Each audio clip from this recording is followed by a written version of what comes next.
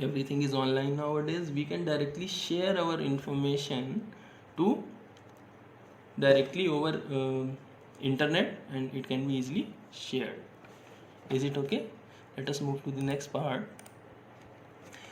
Now, as we already covered what is database, what is MS Access, what is tables, where is reports. Now let us try to create our very first database using MS Access. For that, we'll start with the first step here, this one. Click on Start menu, go to All Programs, find the folder MS Office. Then in that folder you will find Microsoft Access 2010. You will click and you will see this window appears, like here, this one appears here. Okay. Next is, if you see, by default this blank database is already selected. Blank database is already selected in yellow. We need not to click. If it is not clicked, then we have to click it. By default it may be clicked already. Where we have to click, we have to find this create option. Where you will find it, it is always at the same place, lower right corner. It will be on the lower right corner. We will click on blank database if not selected, and we have to click on create. And one more thing, by default Access gives a name to the database, like database 1, database 2, database 3. So by default it will give the names like this, but if you want you can change it here. Whatever name you will provide, it will be the name of your database.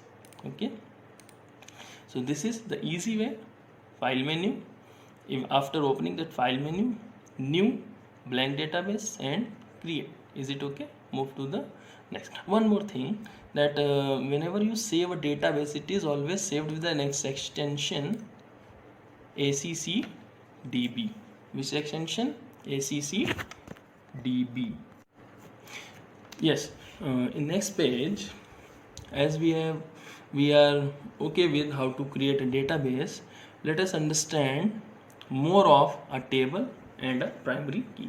Let us first understand about the table. As I already told you, table is nothing, it's only a database object where we store our information in an organized manner.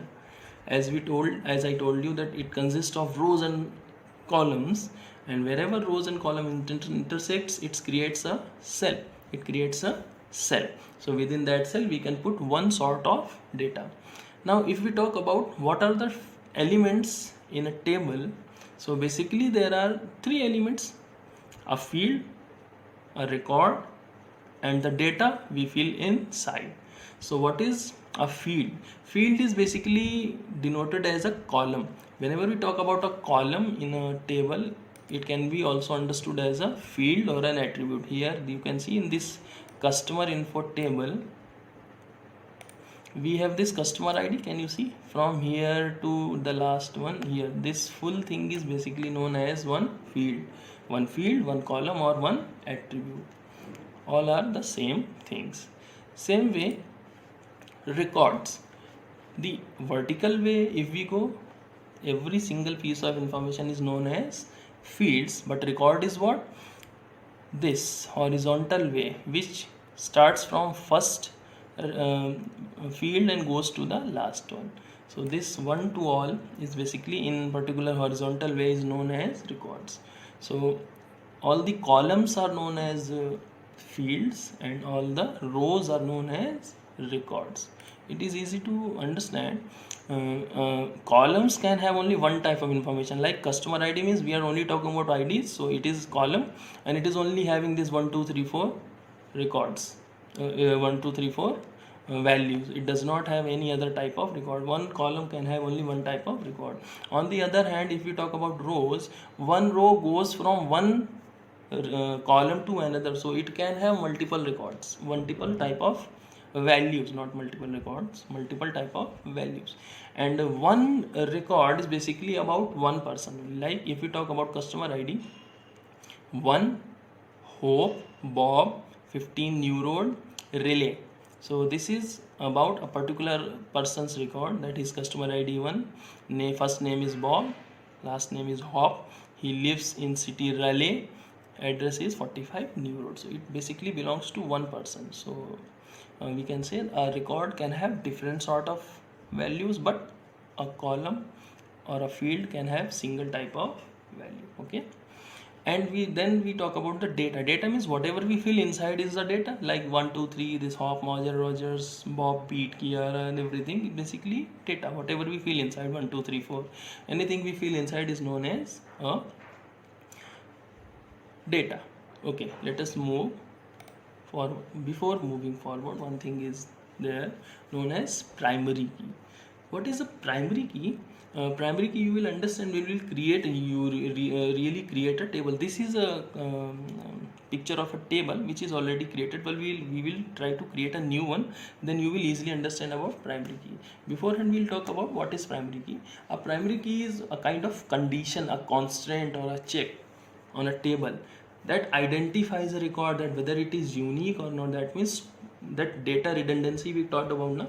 So data redundancy is applied through only primary key. So if we have primary key enabled in our table, data redundancy will not be there, and if we don't use primary key, maybe the records can get duplicate. So if we need not have duplicate records, we have to apply a primary key. So what is primary key? Primary key is not a key that we use in the lock, no.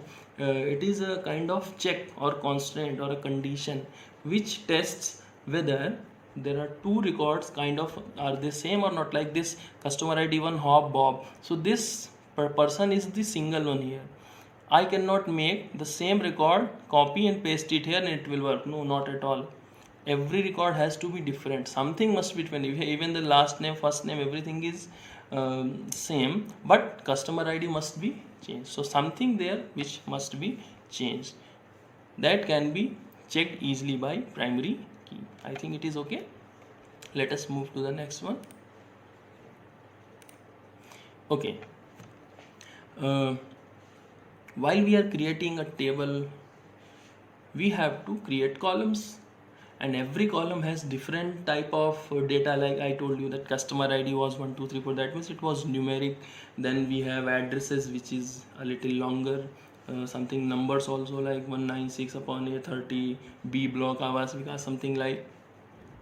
And then we have, suppose one salary account is there, then we have number of decimal points can we also have, or the other things. There are so many different type of data types which identifies that in a particular column what type of record we can enter. So what is the data type? We will see first. A data type is used to declare a field or a column. Okay, it determines that the column will have only numbers, only text, number, text both, or something else. Okay, so let us try to understand how many types of data types are there. Very first one we'll talk is text. What is text? As text, everybody knows text means any string or any particular line what we write, which can have either numbers or characters, but they cannot be calculated. That means it's basically combination of text, numbers, and other information. Like suppose I have to write a names, so names can go basically with text. If I want to write address can also go to text, or if you want to write some description, that can also go to text. Okay, so text is basically for the textual or character based information, not for the numbers and calculation based information. Okay, then second is number, the opposite one. This is basically used for writing only numeric values, either decimal or integer values, but only values of numerical type. So it can also be calculated, like if we have 10 20 30, then in such a way it is written that we can also calculate it, the sum of that, or the multiplication of that, or adding other numbers also. This is possible using number data, numeric data type. Third one is date and time. As the name is already specifying, the date and time is basically for applying or writing any column where time or date related information is to be stored, like date of birth, date of joining, date of leaving, or anything, or time of leaving. One unique type of data type is known as auto number. Auto number is same as number, but in number we have to fill ourselves numbers. Like suppose we take roll number and roll number 1, with that one we will fill ourselves. But if we take that roll number field in auto number data type, what will happen? It will generate the numbers sequentially automatically. First record will automatically get id as 1, second record will automatically get the id as 2.